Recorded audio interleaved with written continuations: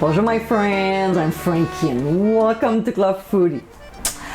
Most of you know that I'm originally from Quebec. One of our most famous food items is maple syrup. We have so many dishes that are made with it. Now, I'm not too sure if the recipe I'm about to share with you in this video originated from Quebec, but we sure like the flavor. In today's episode, I'll show you how to make my maple walnut ice cream. The sweet flavor from the maple syrup with the taste and crunch from the walnuts makes this cold treat a family favorite. It is an easy recipe that you just have to make this summer. So my friends, let's get cooking. In a 2-quart saucepan over medium heat, we'll pour the maple syrup and simmer until it reduces down to 3/4 cup. It might take about 7 to 8 minutes or even less, but the best way to know when it's done is when the syrup foams and turns an orangey color. So when it gets to that point, we'll pour in the cream and add some sea salt. We'll stir the cream mixture, increase the heat to medium-high, and bring it to a boil. It's not going to take too long and will happen pretty fast. Therefore, keep an eye on it so it doesn't boil over. And then we'll simply remove from the heat. Now, here's a little kitchen trick when you need to temper the eggs.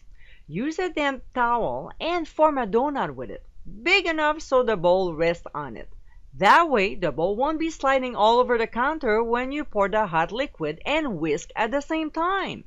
So we'll whisk the egg yolks first, and then in a very slow stream, we'll add the hot cream to the eggs.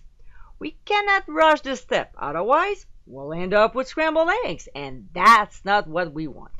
So I usually whisk in about a cup just to make sure that my eggs are nicely tempered. Now this is totally optional, but if you want to enhance the maple flavor, stir in the maple extract.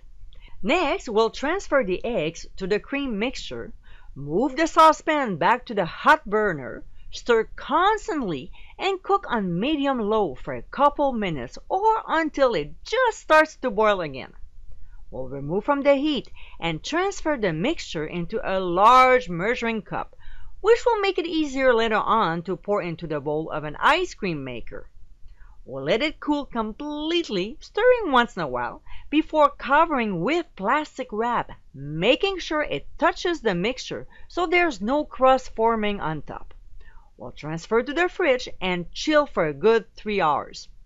In the meantime, we'll spread the walnuts onto a baking sheet lined with a silicone mat and transfer into a 350-degree preheated oven. We'll toast them until fragrant, about 15 minutes. Then we'll remove from the heat and let them cool to room temperature. All right, we're ready to churn. So we'll pour the custard into the bowl and process according to the manufacturer's instructions until it reaches a nice consistency. About 5 minutes before the end, we'll add the toasted walnuts and continue the process. When it's done, we'll scoop the ice cream into containers and transfer them to the freezer for at least 3 to 4 hours before serving. And my friends, this is our maple walnut ice cream. A great combination of flavors with a nice crunch to it makes this ice cream irresistible. It is an easy recipe that you just have to make. A delectable summer treat that everyone will enjoy. I hope you give it a try soon, and be sure to visit clubfoodie.com for ingredient amounts and more info. Until next time, my friends, bon appétit!